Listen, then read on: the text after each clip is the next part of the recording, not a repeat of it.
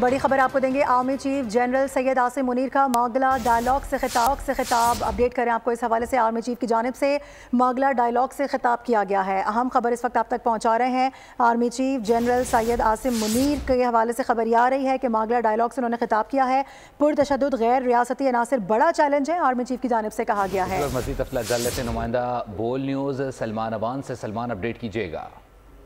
جی، بہت important forum ہے ماگلا dialogue, جس سے آج آرمی چیف نے خطاب کیا ہے۔ آج ماگلا ڈائلاگ کا آخری روز تھا اور اس موقع پر آرمی چیف نے اپنے خطاب میں جو اس وقت مجموعی صورتحال ہے خطے کی، اس کے اوپر روشنی ڈالی اور ان کا کہنا تھا کہ امن اور استحکام کے حوالے سے جو پاکستان کا کردار ہے اس کے موضوع پر انہوں نے گفتگو کی اور علاقائی ہم آہنگی اور بین الاقوامی امن کو آگے بڑھانے میں جو پاکستان کا کردار ہے، پاکستان کی کامیابیاں ہیں، ان کے اوپر انہوں نے روشنی ڈالی اور خاص طور پر ان کا کہنا تھا کہ حالیہ برسوں میں دنیا کو کئی چیلنجز کا سامنا ہے، جس میں غلط اور گمراہ کن معلومات کا تیزی سے پھیلاؤ ایک بہت بڑا چیلنج ہے۔ یعنی کہ انہوں نے فیک نیوز کے حوالے سے بات کی۔ ان کا کہنا تھا کہ اس میں دنیا میں اس وقت کئی تبدیلیوں کے پیش نظر غیر ریاستی جو عناصر ہیں ان کا اثر و رسوخ بڑھ جانا بھی ایک اہم چیلنج ہے۔ اس کے ساتھ انہوں نے عالمی سطح پر معیشت، افواج اور ٹیکنالوجی میں جو اس وقت ہم دیکھ رہے ہیں کہ بے انتہا تبدیلیاں رونما ہو رہی ہیں، اس کا بھی ذکر کیا اور ان کا کہنا تھا کہ پرتشدد غیر ریاستی عناصر ریاستی سرپرستی میں جو اس وقت دہشت گردی ہے وہ عالمی سطح پر ایک چیلنج بن چکی ہے۔ اسی طرح انہوں نے ٹیکنالوجی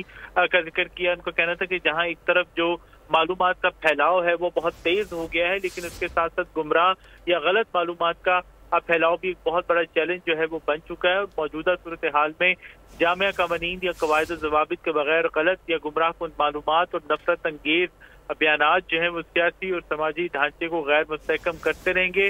ضرورت اس بات کی ہے کہ قواعد و ضوابط کے بغیر آزادی اظہار جو ہے اس وقت تمام معاشروں میں اخلاقی اقدار کی تباہی کا باعث بن رہی ہے۔ اور خاص طور پر ان کا کہنا تھا کہ عالمی سطح پر مذہبی، فرقہ وارانہ یا نسلی بنیادوں پر عدم مساوات اور عدم برداشت کے ساتھ ساتھ تقسیم یا ڈویژن جو ہے وہ اس وقت پوری دنیا کے اندر بڑھتی جا رہی ہے اور ہمارے مشترکہ مقاصد میں موسمیاتی تبدیلیوں سے نمٹنا ہو سکتا ہے، دہشت گردی کے خلاف جنگ ہے اور عالمی صحت کی فراہمی جیسے اہم چیلنجز جو ہیں پوری دنیا کو درپیش ہے اور یہ سب کے لیے مشترکہ چیلنج ہے۔ ان کا کہنا تھا کہ پاکستان دنیا اور خطے میں امن یا استحکام کے لیے اپنا اہم کردار ادا کر رہا ہے اور وہ سمجھتے ہیں کہ دہشت گردی عالمی سطح پر تمام انسانیت کے لیے ایک مشترکہ چیلنج بن چکی ہے۔ عالمی چیف نے واضح کیا کہ دہشت گردی کے خلاف جنگ میں پاکستان کا عزم غیر متزلزل ہے۔ پاکستان اپنی مغربی سرحد کو محفوظ بنانے کے لیے ایک جامع بارڈر مینجمنٹ رجیم قائم کر چکا ہے اور اس وقت فتنہ الخوارج کا بھی انہوں نے ذکر کیا۔ ان کا کہنا تھا کہ جو اس وقت فتنہ الخوارج ہے وہ پوری دنیا کی تمام دہشت گرد تنظیموں اور جو ان کی پراکسیز ہیں ان کی آماجگاہ بن چکی ہے اور پاکستان توقع رکھتا ہے کہ افغان عبوری حکومت جو ہے دہشت گردی کے خلاف اپنی سرزمین کا استعمال نہیں ہونے دے گی، سخت اقدامات کرے گی اور فتنہ الخوارج کو روکے گی۔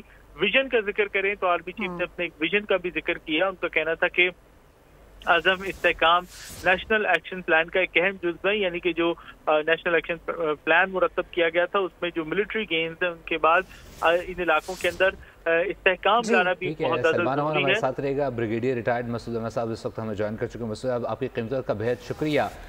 آج آرمی چیف کی جانب سے ایک اہم خطاب کیا گیا ہے ڈائلاگ میں، کیا کہیں گے اس وقت بارڈر مینجمنٹ کے اوپر بھی خاصی توجہ کی اہمیت پر زور دیا ہے، ساتھ ساتھ مس انفارمیشن ڈس انفارمیشن کے اوپر بھی کافی زور دیا گیا ہے؟ جی ہاں، دیکھیں جہاں تک بارڈر مینجمنٹ کی بات ہے، پاکستان میں دیکھیں اسپیشلی جب ہم بات کرتے ہیں افغانستان کے ساتھ تو 2611 کلومیٹر بارڈر ہے، اس میں 1268 کلومیٹر بلوچستان میں ہے اور 1229 کلومیٹر خیبر پختونخوا میں ہے اور 104.6 کلومیٹر گلگت بلتستان سے لگتا ہے۔ تو آپ دیکھیں یہ بارڈر آلریڈی 90% فینس ہو چکا ہے۔ اسٹل کچھ ایسے ایریاز ہیں جہاں پہ ابھی فینسنگ ہوئی نہیں ہے بیکاز آف دی ڈسپیوٹس وہاں پہ ہیں اور villages there and border site ہے۔ اور اس کے علاوہ یہ ہے کہ پوسٹیں پاکستان میں بڑھائی ہوئی ہے، اب فردر زیادہ کوشش کی تاکہ انفلٹریشن کو روکا جا سکے اور اس کے علاوہ پیٹرولنگ وغیرہ بھی ہوتی ہے۔ پھر دیکھیں کہ اس میں ہم ون ڈاکومنٹ رجیم کا کنسپٹ بھی انٹروڈیوس کروایا گیا۔ پہلے تو کراسنگ ہر جگہ سے ہو رہی تھی، اب اسپیسیفک ایریاز سے آپ ڈاکومنٹس لے کے آئیں گے، پاسپورٹ لے کے، ویزا لے کے پاکستان میں کراسنگ ہو سکتی ہے۔ सो वो मैनेजमेंट हो रही है और दिस इज बीइंग इम्प्लीमेंटेड और इम्प्लीमेंटेशन हो चुकी है। सही। जहाँ पे उन्होंने बात की है जो फेक न्यूज और डिस इन्फॉर्मेशन की बात की, और देखें चीफ ऑफ आर्मी स्टाफ का शुरू से फोकस रहा है कि डिजिटल टेररिज्म है, कि जिसमें ये फेक न्यूज है, डिस इन्फॉर्मेशन है, मिस इन्फॉर्मेशन है, पब्लिक ओपिनियन को शेप करते हैं, झूठी कहानियां गढ़ते हैं, फेक नैरेटिव्स बनाते हैं। तो ये भी एक फैक्टर है जो आज़ादी इजहार राय के आड़ में ये सारी चीजें कर रहे हैं, जो पाकिस्तान के लिए यकीनन नुकसानदेह है और विच इज नॉट एक्सेप्टेबल। और गवर्नमेंट ऑफ पाकिस्तान ने ऑलरेडी इस सिलसिले में काफ़ी कुछ स्टेप्स लिए हैं जो इम्प्लीमेंट भी हो रहे हैं। सही है। अच्छा, आपसे जानना चाहेंगे, एक बहुत बड़ा प्लेटफॉर्म है जहां से एक बड़ा खिताब किया गया है, रियासती सरपरस्ती में दहशतगर्दों का असर और रसूख पूरी दुनिया के लिए इस वक्त चैलेंज बना हुआ है। इसको सिर्फ पाकिस्तान में नहीं क्रिटिसाइज किया जाता बल्कि पूरी दुनिया में क्रिटिसाइज किया जाता है, उस पर भी बड़ा वाज़ेह पैगाम दिया गया है। जी हाँ, देखें इसमें भी दो चीज़ें हैं। एक तो उनका इशारा अफगानिस्तान की तरफ था, जहाँ से अफगानिस्तान में इस वक्त एक एपिक सेंटर बन चुका है, और जहाँ वहाँ पे देखें 23 टेररिस्ट ऑर्गेनाइजेशन है जो मेन टेररिस्ट ऑर्गेनाइजेशन है, और 17 का फोकस पाकिस्तान है।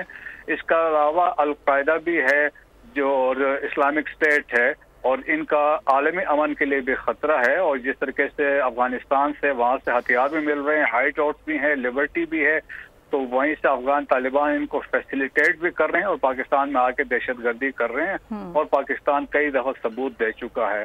सेकंड इंडिया है, और इंडिया भी देखें कि दहशतगर्दी में इन्वॉल्व है।